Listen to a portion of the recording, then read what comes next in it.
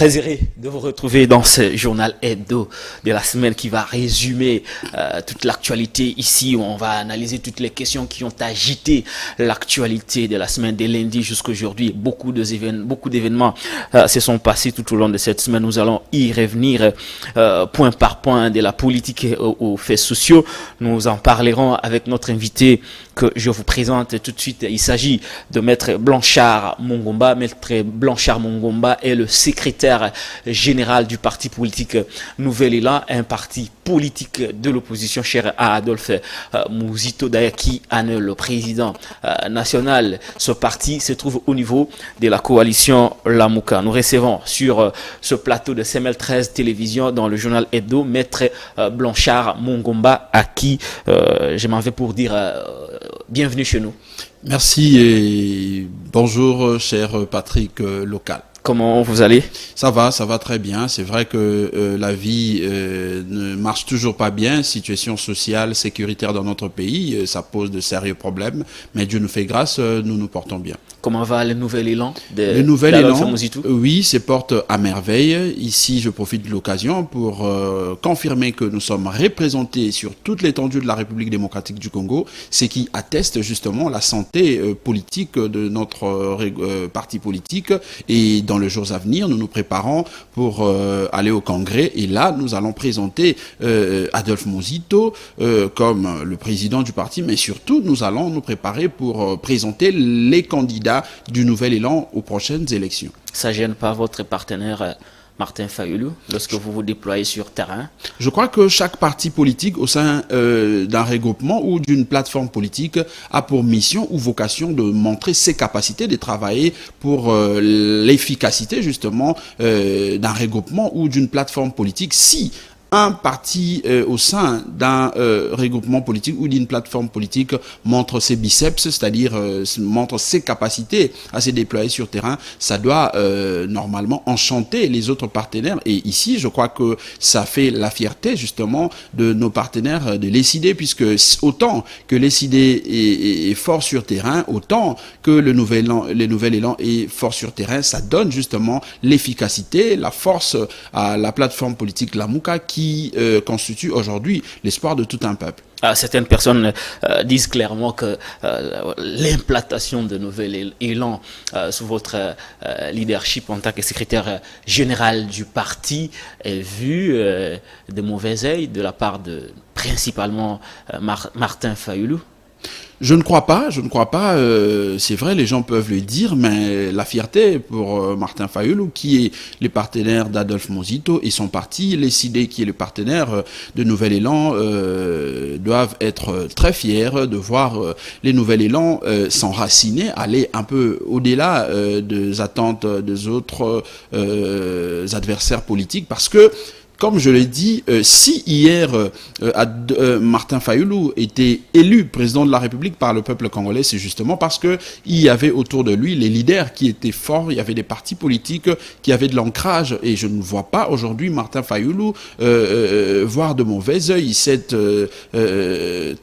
travaux d'implantation, ces déploiements sur terrain du Nouvel Élan, d'autant plus que en tant que leader politique, en tant que leader de l'ESID, il a des ambitions, une fois de plus au niveau de la présidentielle. Nous, avec Adolphe Muzito, nous avons des ambitions, et c'est à eux de se retrouver en tant que leader du présidium dans le cadre de la Lamouka pour voir qui devra être le prochain candidat justement de la plateforme politique Lamouka. Et pour y parvenir, nous devons avoir de soubassement. Nous devons avoir en tout cas des partis forts de manière à aider justement la réélection d'un candidat de la Lamouka, si pas Martin Fayoulou, certainement on parlait certainement, ce sera la dernière question. Ce sont là les biscuits de ce journal, les hebdo de la semaine. Blanchard Mongomba, la donne géopolitique. Comment le peuple regarde Martin Fayoulou, Adolphe Muzito, issu de l'espace Grand Bandundu émergé? Est-ce que le peuple ne dit pas que quelque part le principe de géopolitique est un peu gêné et qu'on pourrait vous regarder comme la Mouka, elle est tribale parce que les deux leaders appartiennent à l'espace Gambandundu. Loin de moi l'intention de faire l'apologie du tribalisme. D'entrée de jeu, ça peut donner cette impression-là, mais si on se limite justement à voir ce qui existe aujourd'hui, on peut, à la limite, on peut être tenté de donner cette lecture, mais si on connaît bien la genèse de la Mouka, on ne peut pas arriver à une telle conclusion, d'autant plus que à la Genèse, nous avions tous les autres leaders qui étaient de différentes provinces, mais il s'est fait que par rapport au combat, par rapport à la lutte, à l'évolution aussi des faits politiques, l'évolution de faits politiques, effectivement, ça a mené jusqu'à voir Adolphe Mozito et Martin Fayoulou rester constants par rapport à cet objectif. Autrement dit, qu'ils sont pas là de fait de leur propre volonté, mais ils sont là par le fait des concours de circonstances. Et exactement, le concours de circonstances. Et aujourd'hui, ça se voit à Leini, puisque on a vu les autres leaders suivre messieurs Chilombo, alors que eux-mêmes, ils étaient les premiers, ensemble avec Adolphe Mozito et Martin Fayoulou. Monsieur Félix Tshisekedi. Voilà, messieurs Chilombo n'avaient pas été élus, mais malheureusement, eux-mêmes se sont rébuffés pour aller soutenir la personne qui considérait n'avoir pas été élu. Et effectivement, je parle ici de messieurs Chilombo qui exercent aujourd'hui la fonction du président de la République contre la volonté du peuple. Donc aujourd'hui, le peuple sait comprendre que Adolphe Mozito et Martin Fayoulou ne se sont pas retrouvés parce qu'ils seraient tous de la même province, mais surtout parce qu'ils poursuivent un même objectif. Une même vision. Lumumba, s'il est acclamé, il est reconnu comme héros national par les Congolais, ce n'est pas parce qu'il est issu d'une province, mais c'est par rapport à sa vision, à sa lutte, le combat qu'il a accepté. Alors je rappelle tout de suite que la coalition La Mouka était au départ composée d'Adolphe Mozito, Martin Fayoulou, Jean-Pierre Bemba, Moïse Katumbi, Freddy Matouboulou et Vital Kamerhe, tant d'autres. Vous connaissez l'histoire, on ne va pas refaire l'histoire, et que Martin Fayoulou, Adolphe Mozito, c'est l'homme Maître Blanchard Mongomba, et d'ailleurs c'est à raison qu'il est dit, ils sont pas là par leur propre volonté, mais ils sont là par le concours des circonstances. On va ouvrir ce journal, si vous voulez, Maître Blanchard Mongomba, avec un fait de société. Justement, nous parlons du phénomène Bombé à Kinshasa. Les jeunes en général et les Koulouna en particulier se donnent à cœur joie à la consommation de cette substance toxique qui perturbe terriblement les cerveaux, les faits et gestes de ceux qui consomment les stimulants bombés ressemblent principalement aux personnes qui ont des problèmes psychologiques et mentaux. Nous allons vous proposer cet élément proposé par notre confrère Aristote Mba, qui a tenté d'y revenir largement pour tenter de vous expliquer les faits et gestes ainsi que leurs conséquences. Suivez cet élément, on se retrouve juste après. Capitale de la République démocratique du Congo, l'utilisation de stimulants devient une pratique qui a pris de l'ampleur chez le jeune. Au jour d'aujourd'hui, l'avenir de la jeunesse congolaise est en crise de panissement. Actuellement, ces stimulants issus des produits chimiques, notamment Bombé, le chanvre, la guinée, le lotoko, boissons alcooliques issues de la fermentation du maïs, sont considérés parmi les éléments dévastateurs de la société dont les effets placebo mettent en musique le comportement de jeunes sans restriction d'âge. À cet effet, un consommateur nous livre ses impressions. Le chanvre que vous voyez a des avantages et des désavantages. Comme avantage chez moi, je suis passé par beaucoup de choses dans la vie. Ça me pousse à fumer pour penser à demain et bien faire mon travail. Pour les sportifs, ces stimulants s'inscrivent dans le registre de dopage et sont strictement interdits. Nous autres, nous ne prenons pas ces choses. La drogue, pour te stimuler. La drogue, c'est pour te donner la force. In fine, un toxicomane lance le message à tout le consommateur de ces produits. Alors, moi, ce que je pourrais lancer comme message à tous les consommateurs, c'est d'arrêter. Ils le font peut-être par ignorance de ce qui pourrait leur arriver dans le futur. Des gros enjeux pour leur santé et surtout pour leur entourage aussi. Parce que quelqu'un qui fume, comme la cigarette, tout ça, ça a des répercussions aussi à l'entourage, pas seulement la personne elle-même, même son entourage aussi va en pâtir. Alors, je pense qu'il serait mieux pour préserver sa santé d'arrêter tout simplement de consommer les différents drogues. L'utilisation de stimulants chez les jeunes à Kinshasa est une interpellation pour tous. Le gouvernement congolais est dans une phase décisive pour traquer définitivement les opérateurs et les consommateurs de ces produits, pourvu que ça soit des opérations qui durent dans le temps.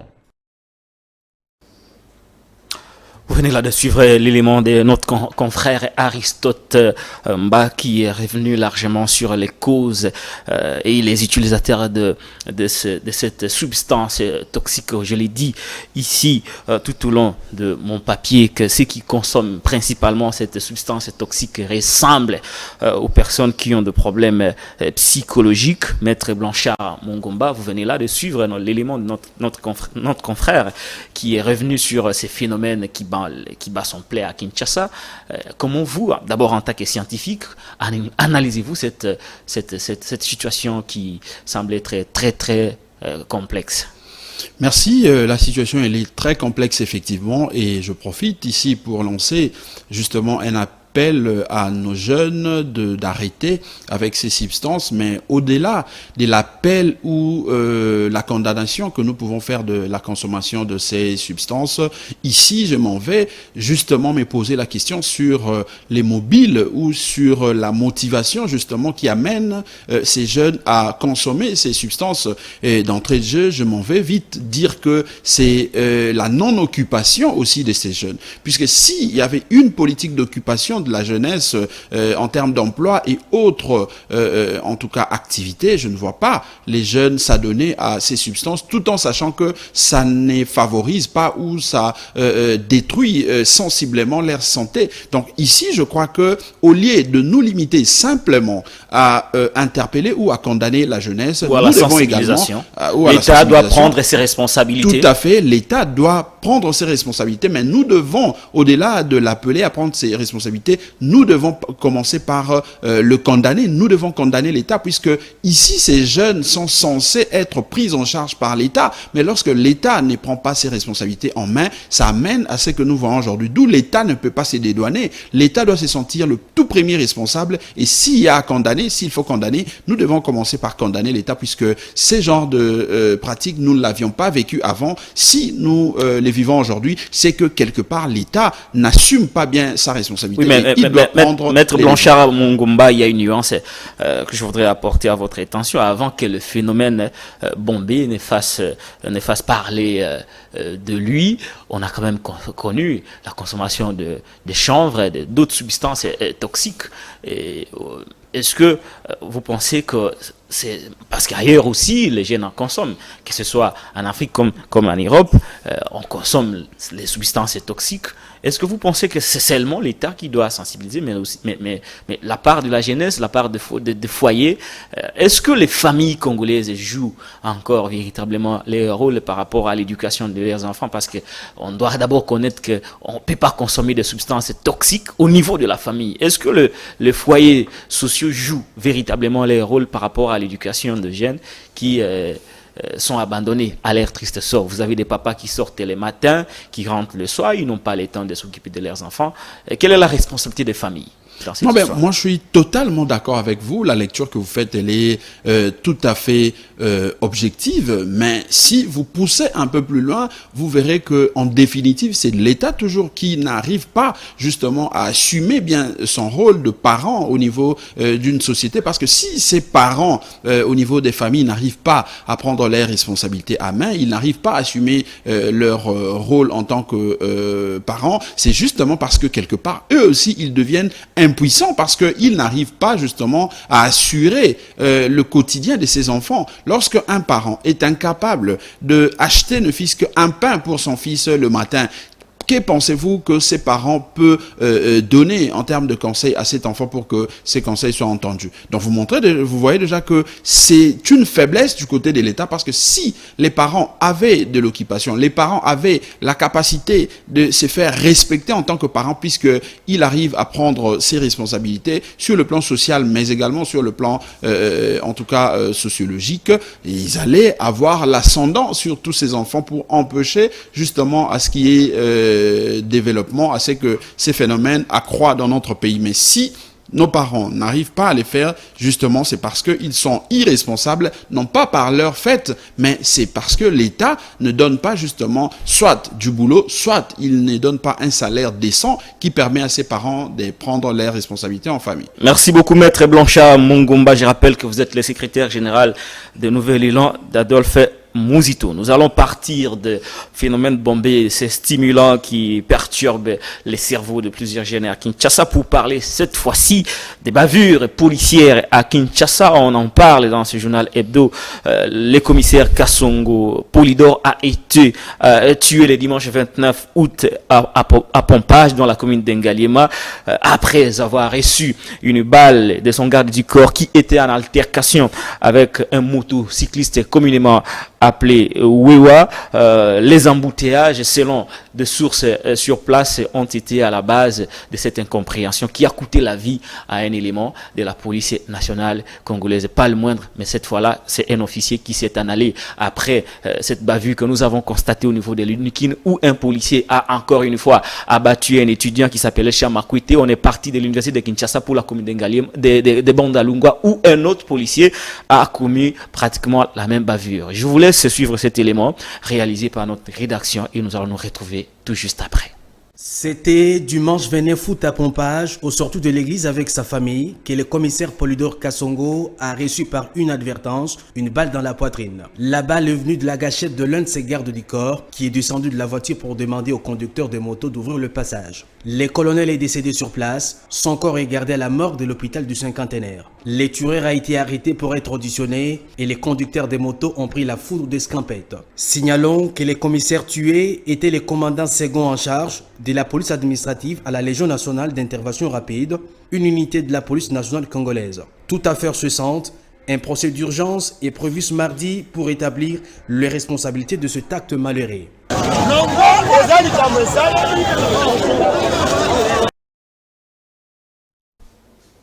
Maître Blanchard Mongomba, je l'ai rappelé tout de suite que c'est la troisième fois à l'espace de 2 mois seulement que des policiers ont abattu des gens avec autant de légèreté. Comment vous analysez cette question ? Je crois que cette question appelle à une réforme sérieuse dans ces secteurs de la sécurité de notre pays, puisque la première question ou le premier réflexe qui m'arrive en tête, c'est de me poser la question: pourquoi est-ce que les policiers censés sécuriser les populations civiles doivent se promener avec des armes, avec munitions, armés jusqu'aux dents? Ça, c'est la grande question, puisque nous le voyons un peu partout. Vous prenez place à bord d'un taxi, bus, avec un policier, même un militaire, avec armes en main, lourde, voilà. Chargé. Et ça, c'est ce genre de situation généralement qui en découle lorsqu'il y a inadvertance. Donc, c'est et ça fait 3 fois d'inadvertance. Il y a l'étudiant Chamakwete décédé, un autre policier au niveau de la commune de Bandalungwa, et cette fois-ci, c'est un officier qui s'est en allé. Je crois que maintenant, comme c'est un officier, en tout cas, nous profitons ici d'ailleurs pour présenter nos sincères condoléances à la famille de l'illustre disparu. Mais je crois que ça serait une occasion pour interpeller quand même les autorités, en tout cas policières, pourquoi pas l'État, même s'ils sont illégitimes, mais ils doivent réfléchir, parce que ça, c'est un policier qui est parti, mais il se peut qu'un jour, puisqu'il se promène dans le marché, dans les stades, un peu partout, il risque de faire partir plus d'1 million de Congolais. Pourquoi? Parce que simplement, on leur laisse cette liberté de se promener avec des munitions, de se promener avec des armes partout là où il y a des populations. Concrètement, qu'est-ce qui doit être fait? Vous voulez que les policiers ne circulent plus avec les armes? Effectivement, puisque ce sont des policiers, selon la Constitution, ils sont appelés à sécuriser les populations civiles. Et leurs biens. Lorsque vous sécurisez les populations civiles et leurs biens, je ne vois pas l'importance, la nécessité de se faire munir avec des armes, d'être armés jusqu'aux dents dans les milliers de civils. C'est vrai, vous pouvez avoir en tout cas cet arsenal, tout ça, mais gardez quelque part. Lorsqu'il y a nécessité de vous présenter dans ces conditions-là, vous pouvez dépêcher justement les interventions rapides pour jouer ces rôles-là. Mais s'il faut accompagner un militaire, s'il faut aller, par exemple, mettre de l'ordre dans les stades comme nous les voyons, dans les marchés et autres, je ne vois pas l'importance, la nécessité de se promener avec des armes. Encore que ici, à Kinshasa, c'est la capitale, il n'y a pas assez de crimes à main armée, de criminels à main armée qui se promènent même le jour. Je ne vois pas vraiment pourquoi on doit laisser les policiers se promener avec ça. Donc ici, moi, je pense que ça doit justement appeler aux États généraux, pourquoi pas à conclure justement à une réforme qui va devoir déboucher à la démilitarisation de nos policiers censés sécuriser les populations civiles, puisque ça, la conséquence, ça donne ce que nous venons de condamner tout à l'heure, la disparition d'un officier que nous voyons là. Voilà, liberté de la presse en République démocratique du Congo et à Kinshasa. Tatiana Osango, journaliste à Riako News, a été interpellée par l'Agence nationale des renseignements. Ses proches parlaient même d'un enlèvement à cause de ces émissions réalisées sur la plateforme YouTube. Le président de l'UNPC Kinshasa, Jean-Marie Kassamba, s'implique personnellement pour la liberté ou la libération de notre consoeur arrêté au niveau de l'Agence nationale des renseignements. Est-ce que les prisons de l'ANR sont toujours ouvertes ou fermées? Mais à en croire les déclarations du président de la République, aussitôt après avoir été élu, on allait fermer tout le cachot de l'ANR. Est-ce qu'aujourd'hui, chose faite? C'est la grande question qui traverse les milliers de journalistes qui sont à Kinshasa, qui crient à la liberté de la presse en République démocratique du Congo. Je vous laisse suivre cet élément réalisé par la rédaction et nous allons nous retrouver tout juste après. Toute arrestation n'est pas acceptable parce que la place du journaliste n'est pas en prison. La place du journaliste, c'est à l'extérieur. Mais il faut que le journaliste ou la journaliste elle-même se conforme au texte éthique et déontologie professionnelle et sa carte de presse, soit à jour des cotisations et participe aux activités de l'UNPC. Maintenant, c'est à nous, responsables, de les protéger, de tenir compte de leur liberté d'expression. Donc, je vais m'occuper de ces cas comme je m'occupe d'autres cas, mais c'est l'élu ici de rappeler que tout journaliste de Kinshasa doit avoir sa carte, doit cotiser, doit être à jour avec les activités que nous organisons et avoir un comportement exemplaire. On ne peut pas disculper les journalistes ou l'absoudre.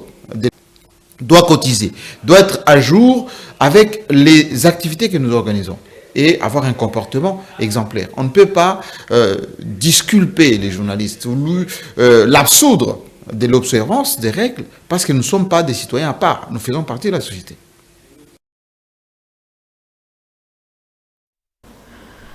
Voilà, Maître Blanchard Mongomba, vous venez là de suivre Jean-Marie Kassamba qui a fait un appel aux professionnels des médias qui doivent veiller sur les principes et règles de la déontologie des journalistes, mais aussi il s'est adressé aux autorités politico-administratives par rapport à la protection des journalistes. Vous, comment avez-vous apprécié l'arrestation de l'une de nos consoeurs? Je cite ici Tatiana Osango, journaliste à Riako News, une chaîne YouTube qui a plusieurs milliers de suiveurs. D'abord, je commence par condamner justement cette façon de faire de la police ou de service d'intelligence de M. Chilombo, parce que vous l'aviez rappelé lors de sa prestation de serment, même la veille, puisque lors de la campagne, c'est le message ou le discours qu'il tenait toujours, comme quoi une fois au pouvoir, il allait se battre pour fermer justement les prisons de l'ANR et autres. Mais malheureusement, ce que nous vivons aujourd'hui, c'est tout autre chose, c'est juste le contraire de ce qu'il avait promis. Donc ici, je pense que nous devons condamner cela. Condamner pourquoi? Parce que en plein 21e siècle, encore que la Constitution de la République démocratique du Congo autorise ou protège les hommes de la presse que vous êtes de pouvoir travailler librement en toute quiétude pour édifier les paisibles citoyens, lorsque l'on vous empêche de parler, lorsque l'on vous empêche justement de développer vos informations, ça frise justement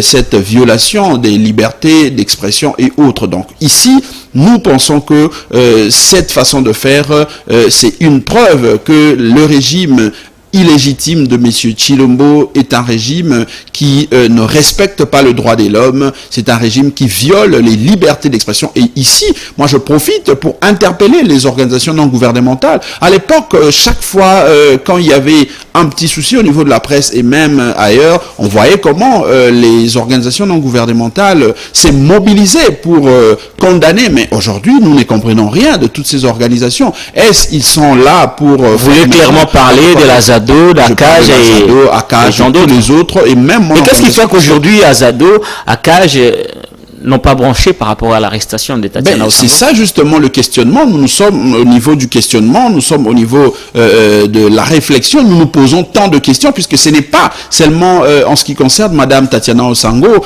mais c'est un peu plus loin. S'il faut aller un peu plus loin, nous allons nous rendre compte qu'il y a eu plusieurs cas comme ça, plusieurs violations de droits de l'homme dans notre pays, mais ces organisations de promotion et de protection des droits de l'homme ne disent rien. Au-delà même de ces organisations, cher Patrick, je peux citer même la CNDH, la Commission nationale de droits de l'homme, qui est censée produire des rapports en présentant la situation des droits de l'homme dans notre pays, mais apparemment toutes ces organisations ne jouent plus leur rôle, et même la CNDH, comme je l'ai dit, elle perçoit l'argent du contribuable congolais, mais lorsque le contribuable se retrouve dans des cas comme ça de violation de droits de l'homme, il se complaise à faire des rapports. Pourquoi ces organisations ne font plus leur travail comme ce fut le cas du temps de Joseph Kabila? Aujourd'hui, avec, en tout cas, je suis au niveau de mes analyses, je me rends compte qu'ils sont dans une complaisance qui consiste à faire la promotion d'un régime qui, du reste, est dictatorial. Ils veulent nous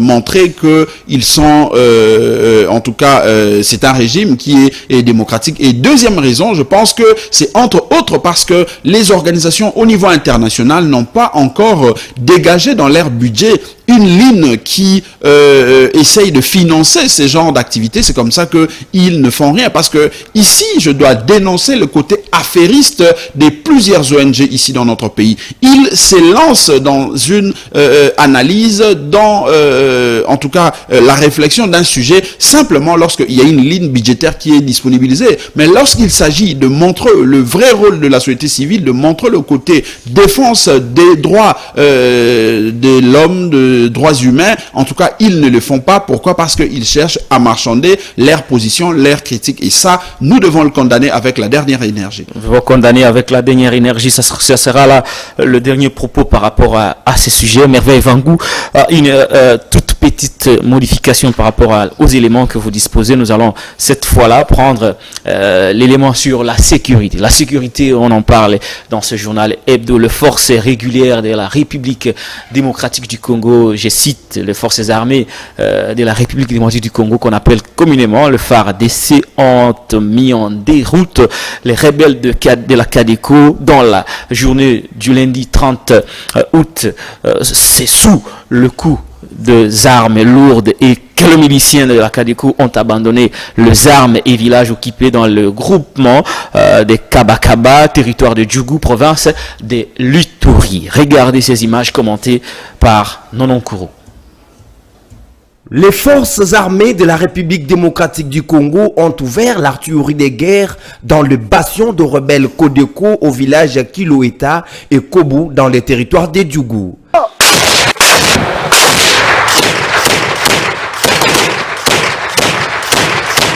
À la grande satisfaction des habitants du secteur des Banyane Kilo, qui a été pacifié par les éléments des forces armées de la République démocratique du Congo, qui ont captivé 20 éléments du Codeco et 8 armes récupérées.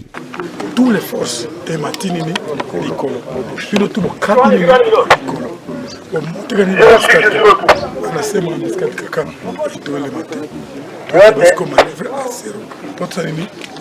le gouverneur militaire de la province de l'Ituri, le lieutenant-général Kachama Luboya Johnny, a instruit au commandant-chef des opérations adjoints, le général Niembo Abdallah, de continuer la poursuite de ces renégats jusqu'à leur dernier retranchement. Au gouvernement, au Kokate,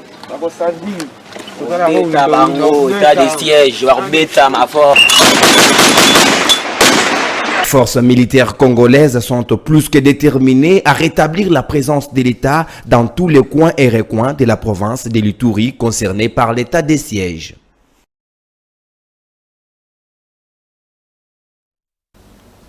Voilà, on va prendre un autre élément, toujours relatif aux provinces de notre pays. Toutes les provinces dont le gouverneur et vice-gouverneur ont été déchus par les assemblées provinciales vont aller aux élections. L'annonce a été faite par le vice-premier ministre, ministre de l'Intérieur, Sécurité, Affaires coutumières et décentralisation, maître Daniel Asselo, qui s'est concerté avec la Commission électorale nationale indépendante pour l'organisation imminente des élections dans les provinces où le gouverneur et vice-gouverneur ont été déchus. Il y a au total 14 provinces qui sont concernées par ces élections. Suivez cet élément de Nononkourou et de Aristote. La République démocratique du Congo sont frappés par la crise institutionnelle entre les assemblées provinciales et leurs exécutifs respectifs. Chose qui a occasionné la chute des 14 gouverneurs et leurs vices, dont le vice-premier ministre, ministre de l'Intérieur, Sécurité et Affaires coutumières, Daniel Asselo, après concertation avec le responsable de la centrale électorale, envisage déjà l'organisation des élections en remplacement de ces gouverneurs. 14 sur les 26 provinces du pays sont concernées par l'organisation imminente des élections conformément à l'article 160 alinéa 5 de la loi électorale. Il s'agit de Bazouele, Olomami, Ituri, ça sera après l'état de siège, Kasaï central, Kasaï oriental, Kinshasa, là c'est le vice-gouverneur, Congo central, Kwango, vice-gouverneur également, Lomami, Maindombe, Maniema, Mongala, Tanganyika, Chopo. La destitution de ces différents gouverneurs qui n'étaient pas en odeur de sainteté avec leurs organes délibérants a entraîné ce que l'opposition au pouvoir qualifie de la déstabilisation des institutions. Chantal Moboni, cadre de la MOCA, pointe du doigt l'IDPS d'être le responsable ou encore l'architecte par excellence de ces désordres. Aujourd'hui, je pense que la priorité est le social du peuple. On ne peut pas parler institution, gouverneur, sénateur, ceci, cela, pendant tout le 3 ans et on doit continuer à faire la même chose. Nous devons nous poser des questions. D'abord, comment ces gouverneurs sont-ils parvenus à être à la tête de province? Il y a eu des problèmes. C'est-à-dire, nous ne pouvons pas aujourd'hui continuer à faire subir à notre population les conséquences de notre incompétence. Nous devons nous assumer. Aujourd'hui, la priorité, c'est le social du peuple. Au regard de ces climats, l'on se demande si les hommes politiques de la République démocratique du Congo ont bien tiré les leçons du passé, qu'après le remplacement de ce gouverneur, les assemblées provinciales ne vont plus s'évertuer à l'exercice des pouvoirs les déchoirs. Seul l'avenir nous en dira plus. Maître Blanchard Mongomba, vous venez là de suivre l'élément de Nononkourou et Madame Chantal de la Mouka qui a aussi réagi. On va pas quand même demander trop au gouvernement. Vous avez dit les élections dans les provinces dont le gouverneur et vice-gouverneur ont été déchus ne sont pas organisées. C'est un désordre entretenu par l'Union sacrée. Aujourd'hui, que le VPM de l'intérieur s'élève pour concrétiser justement la parole du chef de l'État qui a voulu que des élections soient organisées dans les provinces à problème. Qu'est-ce que vous voulez finalement si vous n'êtes pas d'accord avec le VPM de l'intérieur qui bientôt va organiser les élections ensemble avec la CENI? Moi, je crois que au-delà de cette question de remplacement des autorités au niveau provincial qui ont été déçues, nous devons nous poser la question sur ce que nous voulons effectivement de l'État congolais, ce que nous voulons de nos provinces, parce que si vous allez au-delà de cette question, vous verrez que la décentralisation ne réussit pas depuis d'ailleurs les années passées, simplement parce que l'on considère que nos provinces doivent continuer à bénéficier du fait du paternalisme, parce que c'est le pouvoir central qui doit continuer à édicter de règles règles de jeu, c'est le pouvoir central qui doit continuer justement à imposer la façon de faire. Et c'est ça la même logique qui continue avec les assemblées provinciales. Lorsqu'on n'est pas d'accord avec un gouverneur, on manipule les députés au niveau de la province pour évincer l'autorité provinciale et finalement pour arriver à placer à la tête de cette province la personne qui plaît, la personne qui va mieux servir le pouvoir central. C'est ça justement la vraie raison. Donc ici, au-delà de cette question des élections, moi je me dis que nous devons faire un choix sur ce que nous voulons de nos provinces. Si nous voulons vraiment que le régionalisme constitutionnel prôné par notre constitution, voté par le peuple par référendum, que ça fonctionne régulièrement, normalement, nous devons commencer par avoir du respect aussi pour ces entités, en tout cas décentralisées. Parce vous êtes ainsi d'accord avec le VPM qui va tout de suite instruire la CENI pour procéder aux élections dans les provinces dont le gouverneur et vice-gouverneur ont été déchus. Il y a de provinces où la crise continue, par exemple. Il y a la province de l'Équateur et celle du Sankourou où il y a un gouverneur qui a passé près de 2 ans et demi. Il n'y a jamais eu de gouvernement. Et qu'est-ce qui a fait que le vice-premier ministre ne puisse pas acter la situation du Sankourou pour que finalement on aille aux élections, et aussi la situation de la province de l'Équateur, même s'il faut souligner ici qu'il a été réhabilité par la Cour. Non, mais moi je constate que ces messieurs que vous appelez vice-premier ministre, c'est lui-même qui est à la base. C'est pas moi qui l'appelle, il est le vice-premier ministre au gouvernement de la République. Ce n'est pas moi qui l'appelle vice-premier ministre. Je vous concède cela parce que en tant que Lamouka, nous ne croyons pas à la légitimité de ces institutions. Mais je constate que c'est ces messieurs-là qui est à la base justement du désordre, entre autres des provinces que vous venez de citer, mais également au niveau des 14 provinces qu'il a citées. Parce que c'est justement ce que j'étais en train de dire. Nous devons nous départir... À quel niveau Daniel Asselo est à la base de ces désordres? Mais lorsqu'il convoque les députés provinciaux au niveau, à son bureau, pour donner des injonctions aux députés élus du peuple, encore que lui n'a pas été élu, je ne sais pas moi s'il a été élu, mais non, il n'a pas été élu. Il a échoué. Voilà. Donc il ne peut pas se permettre. Il était candidat député national et il a lamentablement échoué. Une raison de plus pour respecter au moins ceux qui ont concouru, en tout cas aux élections, et ont reçu le mandat de ces peuples-là. Donc aujourd'hui, ce qu'il est en train de faire, par exemple à l'Équateur, la situation que j'ai maîtrise plus ou moins, ça montre à suffisance qu'ils veulent simplement asseoir leur pouvoir illégitime partant des provinces, partant des assemblées provinciales. Je peux vous citer des cas, c'est pas forcément que nous devenons amis, mais les cas de messieurs de Lualaba, messieurs Richard Mouet. Pourquoi est-ce que... il est rappelé à Kinshasa pour des consultations. Pour quelle raison? Ça montre qu'ils veulent simplement placer des gens... Zoé Kabila a été déchu alors qu'il était rappelé à Kinshasa pour des consultations. Donc ça montre que messieurs ici, que vous appelez vice-premier ministre... Pas que nous appelons vice-premier ministre. Bon, désolé de le dire, donc messieurs... Daniel Assela, il a pour mission simplement de servir son parti politique et son chef, qui est M. Chilombo, en se servant justement des provinces comme de vache à lait. On a vu ce qui s'est passé dans le Congo central. Monsieur Atou Matubwana, qui a été condamné, qui a été plutôt convoqué au niveau de la Cour constitutionnelle à l'époque, son dossier a été étouffé par celui qui a précédé l'actuel ministre. Gilbert Kankone à l'époque. C'est justement pourquoi, parce que la Cour s'était même prononcée en défaveur d'Atou Matubwana. Exactement. Donc c'est pour vous montrer que nos amis qui se disent avoir en tout cas combattu pendant 37 ans pour la démocratie, ils sont là malheureusement pour servir la dictature sous une autre forme, en passant par des dictats tels que le fait aujourd'hui messieurs Asselo.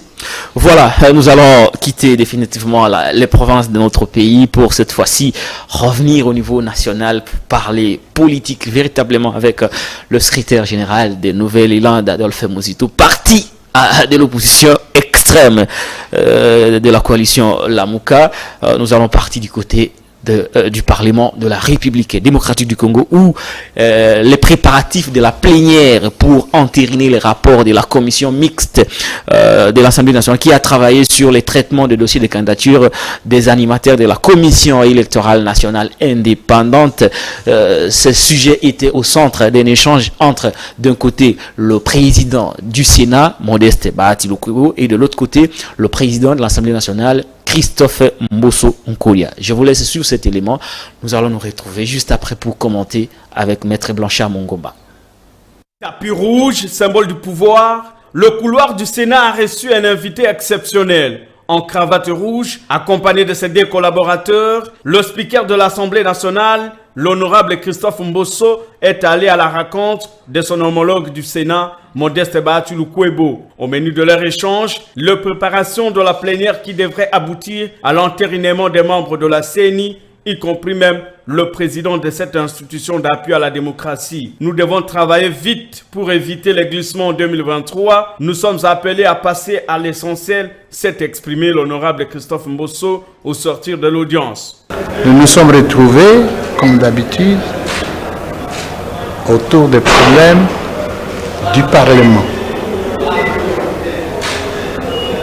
Autour du problème du Parlement, aussi bien sur la commission électorale que sur des problèmes qui concernent nos familles politiques.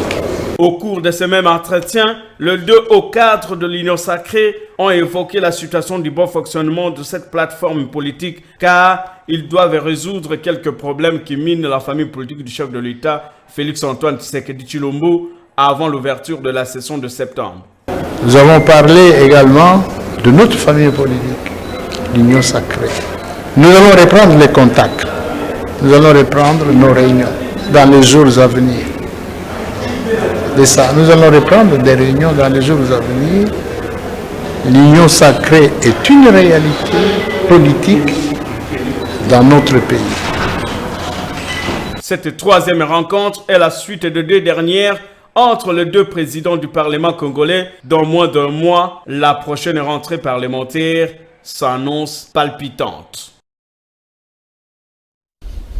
Voilà, la prochaine rentrée parlementaire s'annonce palpitante selon notre confrère François Lokola. Juste au sortir de cette audience, Christophe Mbosso Nkolia Pwanga a promis l'entérinement de 15 membres du bureau de la prochaine plénière de la commission électorale nationale indépendante. Du côté de la coalition Lamuka, le président Mbosso Nkolia se trompe d'époque. Et le FCC planifie déjà de stratégies à cet effet pour barrer la route à ce forcing. Suivez cet élément. La machine semble être mise en marche pour le processus électoral de 2023. Le président de l'Assemblée nationale, Christophe Mbosso Nkolia Pwanga, envisage déjà l'entérinement du prochain président de la CENI après la réception du rapport de la commission paritaire qui n'a pas réussi à obtenir le consensus de confession religieuse. Le speaker de la Chambre basse s'exprime après échange avec son homologue du Sénat, Modeste Bahati Lukwebo.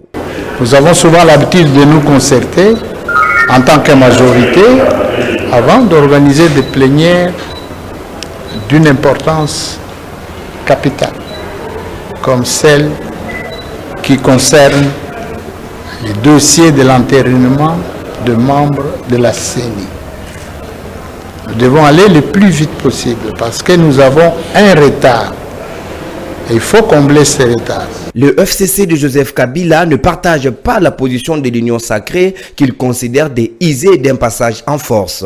Joseph Kokoniangi se réserve le droit de tout commentaire. En tout cas, vous avez tout compris, hein? Moi je ne peux pas parler, je ne vais pas parler. Mais bon, je crois que après la réunion du FCC, vous aurez la version officielle du FCC. Moi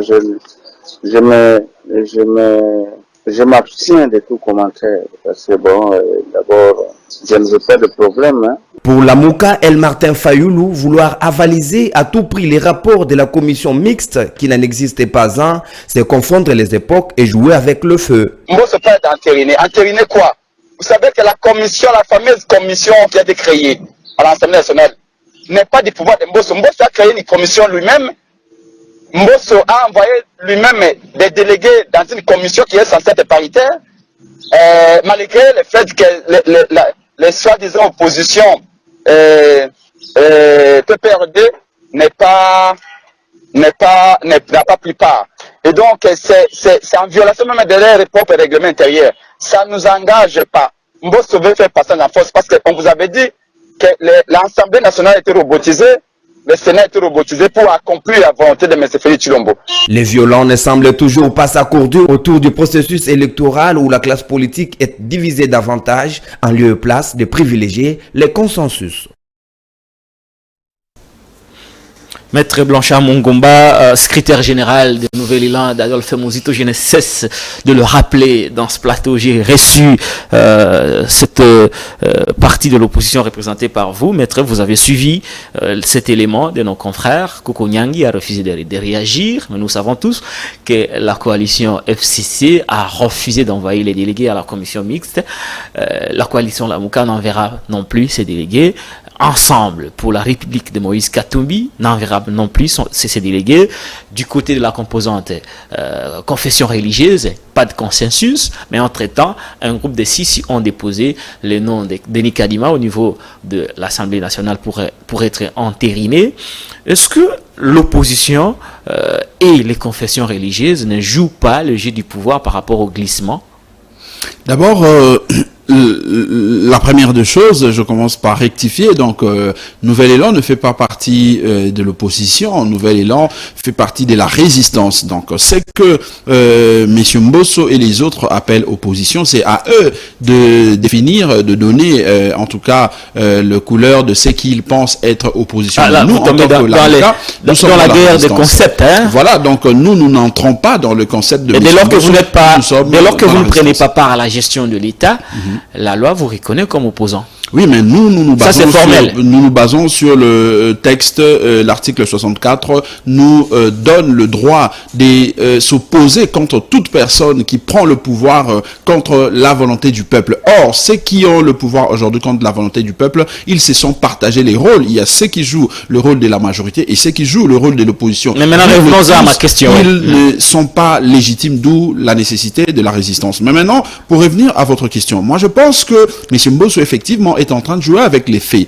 Donc, mais il doit savoir que à un moment donné de l'histoire, il ne vivait pas ici en République démocratique du Congo. Il avait, en tout cas, opté pour l'exil parce que simplement le peuple avait estimé qu'il faisait partie de personnalités qui n'avaient pas facilité justement la vie en République démocratique du Congo époque Zaïre de bien évoluer. Donc aujourd'hui, s'il pense qu'il sera dû ce qu'il paie, s'il pense que le peuple n'a pas la capacité de voir ce qu'il est en train de jouer comme rôle aujourd'hui aux côtés de M. Tshilombo, il doit le savoir que le peuple n'est pas en tout cas aveugle, le peuple n'a pas démissionné, notre peuple est toujours là. Parce que vous refusez que je puisse vous appeler opposant, même si la loi le veut ainsi, du côté de la résistance. Est-ce que vous ne jouez pas le jeu du glissement, parce que vous ne voulez pas finalement envoyer des délégués au niveau de la commission mixte pour que ces derniers soient entérinés comme membres de la plénière du bureau de la CENI. D'un côté, Moïse Katumbi n'enverra pas, la Mouka n'enverra pas, la résistance n'enverra pas, et puis le FCC, mais la situation de confession religieuse, est-ce que tout cela ne concourt pas au glissement? Je peux être tenté d'être d'accord avec vous, mais seulement lorsque nous prenons la dernière sortie médiatique de nos leaders, la conférence du 4 septembre dernier au CEPAS, où les leaders de la Mouka, Adolphe Muzito et Martin Fayulu, s'étaient réunis devant la communauté nationale et internationale pour présenter la proposition du calendrier électoral pour les élections de 2023. Cela m'amène à dire que ceux qui jouent le jeu du glissement sont plutôt de l'autre côté, en face de nous, c'est-à-dire nos amis de l'Union dite sacrée. Pourquoi? Parce que nous disons, les discussions pour nous mettre d'accord autour du texte ou de textes devant conduire à l'organisation des élections libres, apaisées et démocratiques ne pourront prendre que 72 heures. 72 heures, c'est 3 jours. Nous nous retrouvons. Entre qui et qui? Entre les parties prenantes. Je vois ici la MOUCA, le FCC et l'Union dite sacrée. Et pourquoi pas la société civile. Donc, et ensemble, vous mettez ensemble pour la République où? Ben, ils font partie de l'Union dite sacrée. Parce qu'ils sont avec M. Chilombo dans un même groupe. Ils sont au gouvernement, ils sont au Parlement. Nous estimons mais c'est quand même curieux, vous voulez discuter avec des hommes illégitimes. Exact. Autour des consensus. C'est pour montrer. C'est pas une contradiction. C'est pas une contradiction. C'est juste le côté, en tout cas, républicain que nous avons dans ces combats que nous menons. Parce que c'est pas un dialogue déguisé. Non, le dialogue, oui, mais ce n'est pas le dialogue dans le sens de nos amis de l'Union dite sacrée, parce que pour eux, lorsqu'on parle de dialogue, ça suppose partage de pouvoir, partage de butin de guerre, partage de l'argent du contribuable. Nous pensons. Et le consensus c'est parce que là, ce sont les hypothèses, les consensus qui seraient dégagés au cours de ces assises que vous revendiquez, va tourner autour de quoi? Autour de textes. C'est-à-dire que nous, ici, nous estimons que la loi portant organisation et fonctionnement de la Commission électorale nationale indépendante, telle que votée par le Parlement de M. Mbosso, ne reflète pas... Le Parlement de la République, hein? Oui, mais c'est M. Mbosso qui édicte sa loi, qui impose sa logique. La majorité, suivant justement... La majorité Union sacrée. La majorité parlementaire de l'Union sacrée. Il y a à boire et à manger parce que hier, la majorité était IFCC, aujourd'hui, c'est l'Union dite sacrée. Donc, vous n'êtes pas d'accord avec la loi telle que votée au niveau... Parce que, premièrement, ça ne requiert pas le consensus. Il fallait avoir les avis et considérations des uns et des autres. Parce que les élections, nous n'allons pas aux élections pour plaire à M. Mbosso, M. Chilombo ou qui que ce soit. Les élections, c'est pour le peuple. Parce que la conséquence de mauvaises élections, c'est la mauvaise gouvernance. Mais lorsque l'on prépare bien des élections, ça nous permet à avoir les dirigeants légitimes, mais surtout un programme qui va devoir travailler pour l'avancement de la République et de son peuple. D'où la nécessité de nous mettre autour d'une table pour nous fixer autour de règles de jeu.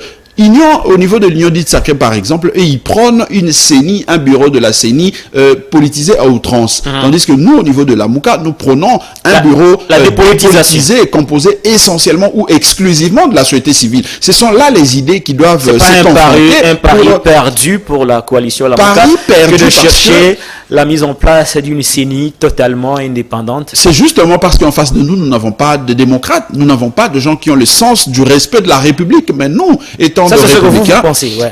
Oui, non, mais c'est la réalité en face, parce que s'ils étaient des démocrates, s'ils étaient des républicains, ils allaient accepter que nous puissions débattre, non pas autour du partage de pouvoir d'ailleurs, qui du reste est illégitime, puisque nous n'en voulons pas, mais autour des concepts, autour de la vision devant conduire à la Commission électorale nationale qui va devoir organiser les élections de 2023. C'est la moindre des choses, mais maintenant qu'il continue à s'entêter, regardez les conséquences. La loi qui a été votée au niveau de ces parlements, en son article 10, définit la Commission électorale nationale indépendante comme une organisation une organisation composée de 15 personnes. Mais aujourd'hui, il suffit de voir, le fait, vous venez de le dire tout à l'heure d'ailleurs, la MOUCA n'enverra pas ses délégués parce que n'est pas concerné. Le FCC critique cette manière de faire puisque n'ayant pas recueilli les consensus, les avis des autres. Au sein même de l'Union dite sacrée, eux-mêmes s'en tréchirent. Ça montre à suffisance que au niveau même de la composante confession religieuse, ça continue à bouillonner. Ça montre que cette CENI ne sera pas constituée. Pourquoi? Parce que il n'aura pas, cette CENI ne pourra pas contenir 15 personnalités. D'où l'inexistence de la CENI, parce que la CENI est composée de 15 personnalités. Mais l'article 12, quand on parle de la commission paritaire qui a déposé son rapport, mais quelle commission paritaire? Puisque une commission paritaire suppose au moins deux parties, c'est-à-dire opposition telle que définie par cette loi et la majorité. Mais malheureusement, nous avions suivi tous Madame Geneviève Inagossi qui a décrié le fait que cette commission qui est patronnée ou dirigée aujourd'hui par M. Mbata est composée uniquement de manière monolithique de gens qui proviennent de ce qu'ils appellent majorité. En quoi est-ce que cette commission est paritaire? Ça montre à suffisance que c'est que nos amis sont en train de faire sous la houlette de M. Mbosoko Diampouanga, qui est une machine en tout cas à forcing de M. Chilombo, ne pourra pas recueillir le consensus ou la volonté, l'assentiment de notre peuple. Pourquoi? Parce que ça montre à suffisance qu'ils ont opté pour un forcing. Mais nous leur disons qu'au Congo, les forcings ne réussissent jamais. Justement, ça ne réussit jamais. Pourquoi? Parce que le peuple est là pour se présenter en souverain et il va devoir s'exprimer. Ce 15 septembre, nous serons dans la rue pour montrer que ce qu'ils sont en train de faire, ça ne passera pas. Justement, à propos de ce 15 septembre, la question relative au glissement fait écho partout ailleurs. Si au niveau de la classe dirigeante, on dit qu'on ira aux élections en 2023. Du côté de l'opposition, on cherche les consensus. Je viens ici de vous rappeler les contextes actuels. Il y a la composante confession religieuse qui vit dans une crise terrible. Mais de l'autre côté, la commission dite paritaire a déjà siégé. Mais entre-temps, la coalition Lamouka, l'FCC, Ensemble pour la République de Moïse Katumbi, ne veulent pas envoyer leurs délégués. Ça fait une certaine complication. Du côté de la coalition Lamouka, on ne dit pas question de glissement. La détermination de la coalition Lamouka, dirigée par Adolphe Mouzito et Martin Fayoulou, qui a procédé dernièrement à la publication de sa proposition du calendrier électoral qui prend en charge les élections, je cite, présidentielles, législatives nationales et provinciales, dont les délais fixés par la loi c'était à Sipas, dans la commune de Gombe, que ces assises s'étaient tenues. Suivez et on se retrouve après. Les élections peuvent et doivent être organisées conformément à la Constitution de la République si toutes les parties prenantes s'y engagent résolument. Voilà pourquoi la plateforme chère à Martin Fayoulou et Adolphe Mouzito a proposé son calendrier qui prend en charge toutes les questions des discordes pour éviter le glissement et la fraude électorale, mais aussi dissiper les questions de la composition du bureau de la CENI. Vous voulez créer davantage les stabilités en allant dans nos chefferies, dans nos villages, en mettant des gens qui vont se disputer matin, midi et soir. Et vous savez que les élections locales, ce sont les élections de famille. Si un cousin n'est pas élu, il croit qu'on a mis un autre cousin à sa place, ils vont provoquer des guerres. Et c'est ça que les gens veulent. Et nous nous disons que oui, nous avons besoin des élections locales. Mais il faut d'abord rationaliser l'élection présidentielle, rationaliser les élections législatives nationales et provinciales. Il faut que ces institutions-là travaillent sérieusement, proprement, pour mettre de l'ordre dans le pays. En échange avec la presse, ces derniers ont passé en revue la situation actuelle du pays. La commission paritaire elle-même, elle n'a rien de paritaire. Parce qu'il n'y a ni l'AMOCA dans cette commission paritaire, ni les FCC, ni d'unité au sein de l'union sacrée de la nation. Et donc, comment voulez-vous que ceux qui prétendent lever l'option au sein de la commission paritaire puissent le faire? Et comment peut-on espérer qu'au sein de la plénière, on puisse accepter un rapport qui n'est pas sanctionné par un consensus, ni par une majorité quelconque, parce que cette commission n'aura pas siégé par la présidence, elle n'a même pas siégé. La Mouka reste résolument tournée vers sa marche du 15 septembre prochain. Parce que nous allons siéger dans le peuple. Réagissant à ces sujets, l'honorable Eliezer Tamboué Mwamba condamne l'attitude irresponsable de son collègue tout en évoquant le règlement intérieur sur la perte du mandat de tout député qui s'absentera le 3/4 au cours des sessions parlementaires. On parlait de la situation de ceux qui bouffent l'argent de l'État sans aider. Les gens pensaient que c'était une campagne de diabolisation. Et lui qui lui-même a fait son aveu. Et ce peuple congolais de comprendre quoi.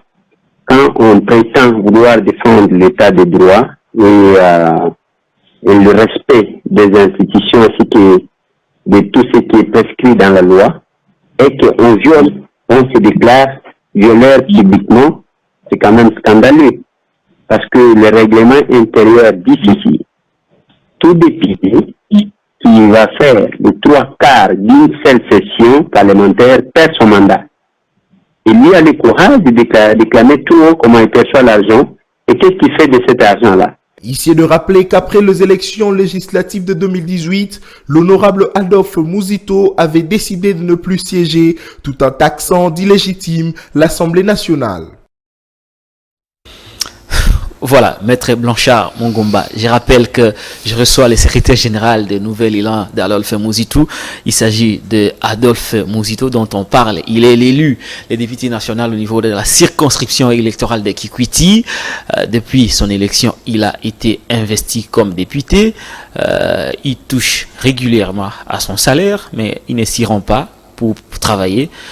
Maître Blanchard Mongomba, est-ce que le député Eliezer Tambwe a raison de dire qu'à ce jour, l'attitude de Adolphe Mouzito, qui touche régulièrement son salaire, mais qui ne se présente pas aux travaux de la plénière, est une sorte d'irresponsabilité de sa part, et qu'il y serait déjà sous le coup du règlement intérieur qui dit que lorsque vous vous absentez, vous pouvez être invalidé. Ben déjà, je suivis, il parle de l'absentéisme de 3/4, mais jusque-là, on n'a pas encore atteint les 3/4. Ça, c'est les premiers éléments. Le deuxième élément, il ne nous a pas dit si cet argent que l'on paye au niveau de l'Assemblée nationale, on les paye aux députés qui siègent seulement ou on le paye aux députés. Parce que, à ma connaissance, lorsque on est élu député, c'est en ce moment-là que l'on bénéficie justement de droits et avantages réservés aux députés. Parce que s'il faut entrer dans le fond, on verra que dans cette assemblée, composé de 500 personnes, depuis même les législatures d'avant 2006, 2011, 2018, il y a moins de 10% qui font le vrai travail de parlementaires, qui proposent, qui débattent, qui apportent des amendements, qui sanctionnent le gouvernement. Donc, il n'y a qu'une infime minorité qui travaille effectivement. Et lui me dira que le 400 autres qui ne travaillent pas effectivement, même s'ils viennent remplir le siège de l'Assemblée nationale, ils bénéficient de l'argent simplement parce que... Ce qui n'est pas une bonne chose. Ce qui n'est pas une bonne chose, mais c'est aussi condamnable pour le cas d'Adolphe Mouzito. C'est au texte, effectivement, de définir, de préciser exactement ce que ça prévoit. Parce qu'à ce jour, ce que prévoit les textes, c'est que lorsque vous avez la qualité des députés, vous bénéficiez de droits d'un député. Sans travailler. Ne dit pas si vous devez produire combien de propositions, projets de loi.